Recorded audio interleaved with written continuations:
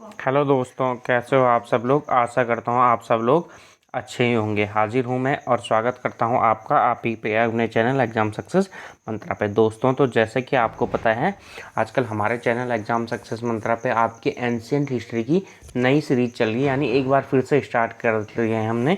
इससे पहले भी मैं आपको एक बार एंशिएंट हिस्ट्री पढ़ा चुका हूँ और उसमें मैं सिंधु घाटी सभ्यता से आगे तक पढ़ा चुका हूँ, या सिंधु घाटी सभ्यता तक मैं पढ़ा चुका हूँ। तो जिन दोस्तों को एक ही बार में सारे का सारा कंटेंट देखना हो तो वो दोस्त वहाँ जाके देख सकते हैं, और जिनको धीरे धीरे करके पढ़ना है तो वो मेरे इस नई सीरीज के साथ जुड़ सकते हैं। तो दोस्तों, जैसे कि आपको पता है, कल हमने अशोक के वृहद शिलालेखों की बात की थी, है ना। कितने हैं, कहाँ कहाँ मिले, क्या क्या उनकी विशेषता थी। कल हम उनकी विशेषता देख चुके हैं। अब हम बात करते हैं कि इन शिलालेखों में क्या क्या बातें लिखी गई हैं। तो दोस्तों, आपको पता है कि जो अशोक के वृहद शिलालेख हैं वो 8 स्थानों से प्राप्त हुए हैं, और प्रत्येक शिला पर कितनी बातें लिखी गई हैं, 14 बातें लिखी गई हैं, जिस कारण इन्हें क्या कहते हैं, चतुर्दिश शिलालेख भी कहते हैं, है ना। तो आपको ये चीज़ याद रखनी है, जो अशोक के जो शिलालेख हैं, शिलालेखों की संख्या 14 है। अब शिलालेखों की संख्या 14 होने का अर्थ ये नहीं कि ये 14 जगहों से मिले हैं, यानी मिले तो ये 8 जगहों से हैं लेकिन प्रत्येक शिला पर कितनी बातें लिखी गई हैं, 8 बातें लिखी गई हैं। इन्हें इसीलिए इन्हें क्या कहा जाता है, चतुर्दिश शिलालेख भी कहा जाता है।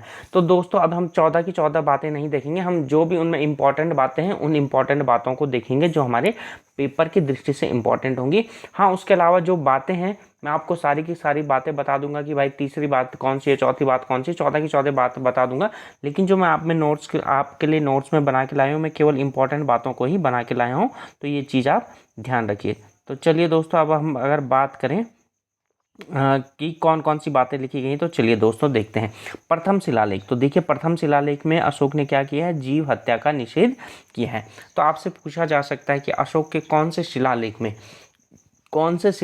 में ठीक है, जीव हत्या निषेध की बात की गई। तो कौन सा शिलालेख है, वो प्रथम शिलालेख है जिसमें जीव हत्या की बात का निषेध की गई है। ठीक है, जीव हत्या की बात का निषेध किया गया। अब देखिए, अगर हम बात करें फिर द्वितीय शिलालेख, और द्वितीय शिलालेख आपके लिए काफ़ी इंपॉर्टेंट है, क्योंकि इसमें क्या है, दक्षिणी राज्यों का वर्णन है।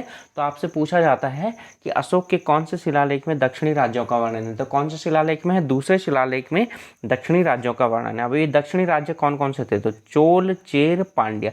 देखिए, 3 तो सभी को याद होते हैं क्योंकि एकदम दक्षिणी राज्य थे, और लगभग इनका शासनकाल भी एक ही समय के आसपास रहा है। और जिसने चोल के बारे में पढ़ा होगा तो उसने चोल के बारे में पढ़ा होगा तो चेर और पांड्य के बारे में भी पता ही होता है, क्योंकि इनके बीच अक्सर युद्ध भी हुआ करते थे। अब उसके अलावा जो 2 अन्य राज्य हैं, कौन सा है, एक तो सातपुत्र हो गया और अगला ताम्रपर्णी हो गया।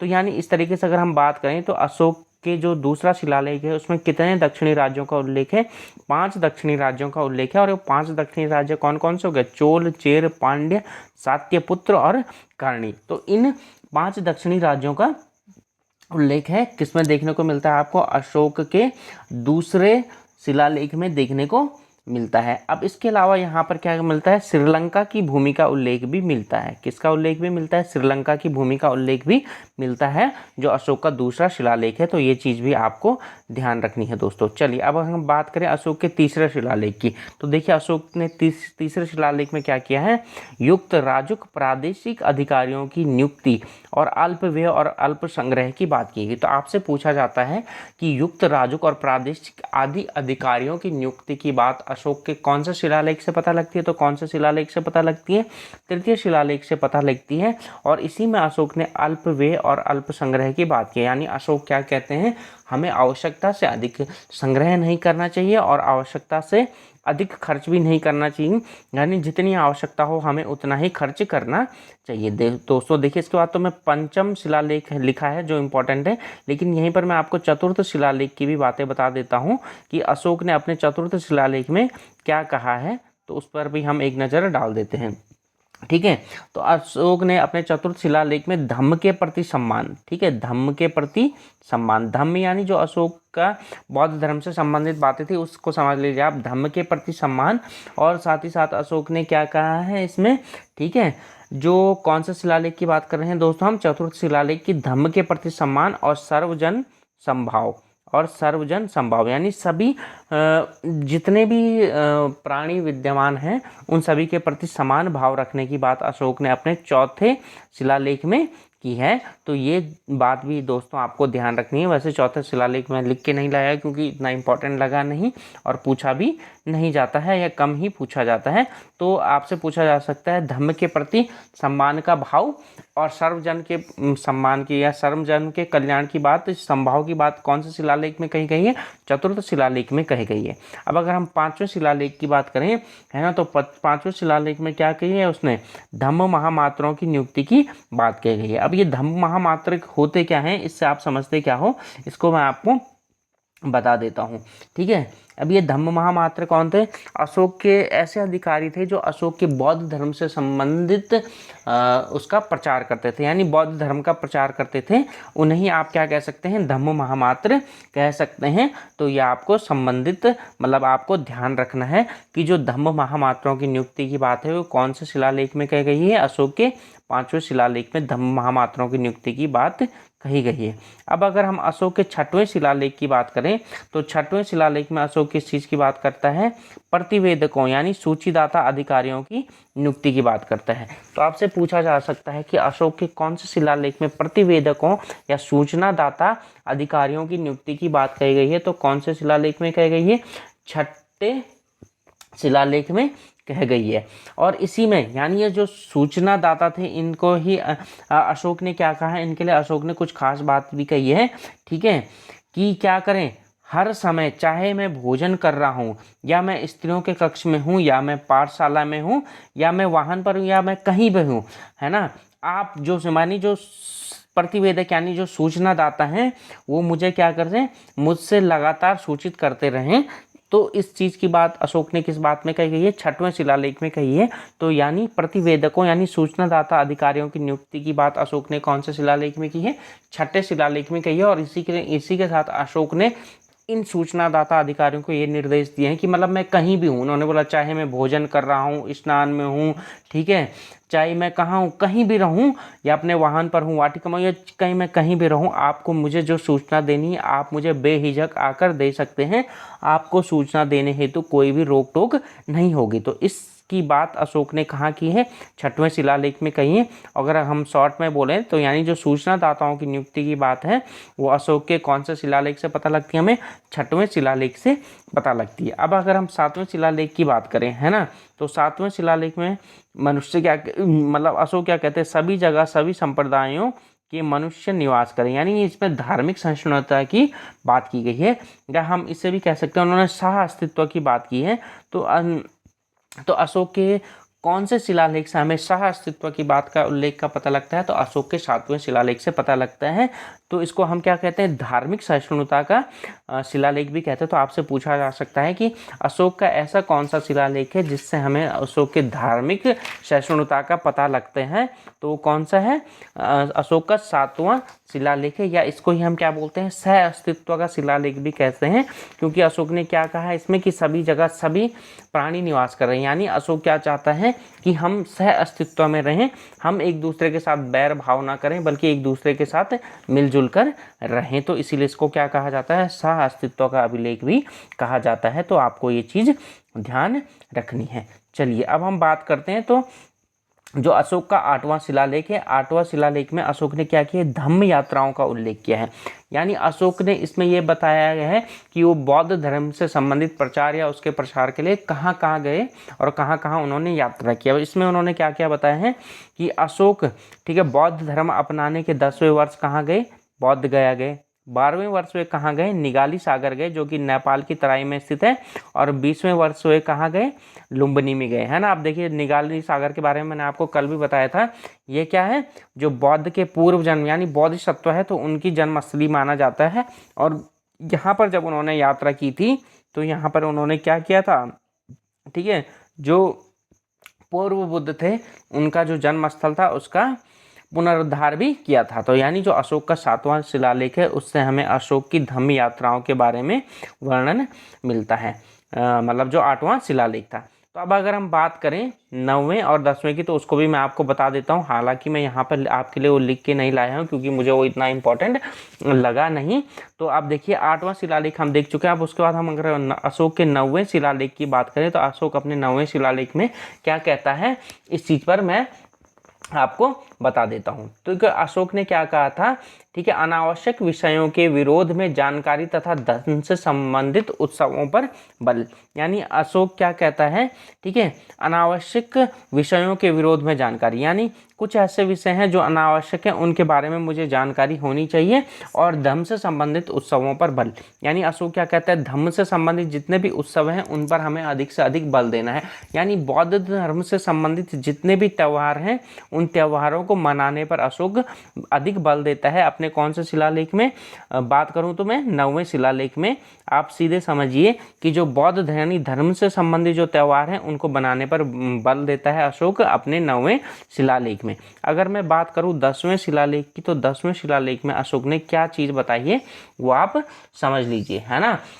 तो इसमें क्या किया गया है, 10वें शिलालेख में अशोक ने धम्म विषयक क्षेत्रों के गौरवगान की इच्छा का वर्णन किया है। क्या कहा कि धम्म विषय से यानी बौद्ध धर्म से संबंधित जो भी क्षेत्र हैं हमें उनके बारे में लोगों को अधिक से अधिक जागरूक करना है, या आप ऐसे कह सकते हैं अशोक ने उनके बारे में बढ़ा चढ़ाकर उनकी तारीफ की है।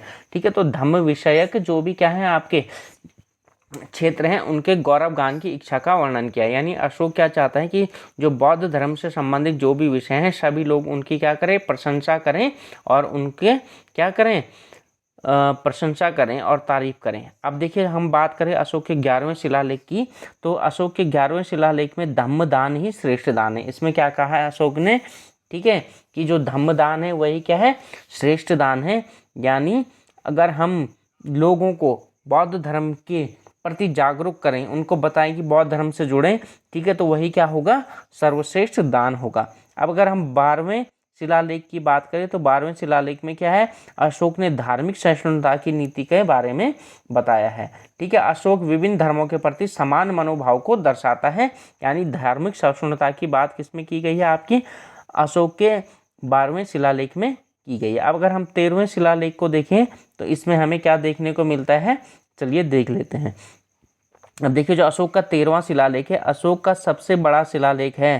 ठीक है, ये मैंने आपको कल भी बताया होगा। जो अशोक का सबसे बड़ा शिलालेख है वो कौन सा है, 13वां शिलालेख है। इसे सहबाजगढ़ी संस्करण भी कहा जाता है और इसमें कलिंग युद्ध का वर्णन है। तो आपसे पूछा जा सकता है कि अशोक का जो 13वां शिलालेख है उसमें किस किस चीज़ का वर्णन किया गया है, तो उसमें अशोक के जो कलिंग युद्ध किया था अशोक ने, एक तो उस चीज़ का वर्णन किया गया है ना। अशोक के जो कलिंग युद्ध का वर्णन है वो कौन से शिलालेख में देखने को मिलता है, तो 13वें शिलालेख में मिलता है, और ये अशोक का सबसे बड़ा शिलालेख है। और साथ ही साथ इसमें क्या है, कलिंग युद्ध का वर्णन तो मैंने बता दिया, इसको सहबाजगढ़ी संस्करण भी कहा जाता है, और इसमें 5 यवन राजाओं का उल्लेख है, तो ये भी काफ़ी इंपॉर्टेंट है। आपसे पूछता है कि अशोक के कौन से शिलालेख में 5 यवन राजाओं का वर्णन है, तो 13वें शिलालेख में क्या है, 5 यवन राजाओं का वर्णन है। अगर हम 14वें शिलालेख की बात करें, है ना, तो इसमें अशोक ने अपने 14वें शिलालेख में धार्मिक जीवन जीने की बात की। यानी अशोक अपनी जनता से क्या कहता है, उन्हें धार्मिक जीवन जीना चाहिए। इसके साथ ही साथ दोस्तों मैंने आपको बताएगा जो धौली और जौगढ़ है ना, धौली जो शिलालेख है वृहद शिलालेख है, ये उड़ीसा में स्थित है, और जौगढ़ जो शिलालेख है वो भी कहाँ स्थित है, उड़ीसा में स्थित है।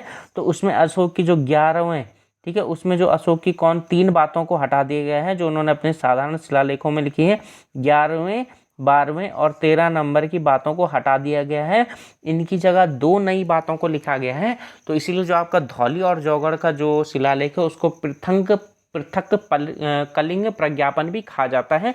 और ये बात 11 नंबर और 12 नंबर और 13 नंबर को क्यों हटा दिया गया है, क्योंकि ये कलिंग युद्ध से संबंधित थी, और कलिंग मतलब जो तत्काल वर्तमान का उड़ीसा उसे उस समय क्या कहा जाता था, कलिंग कहा जाता था।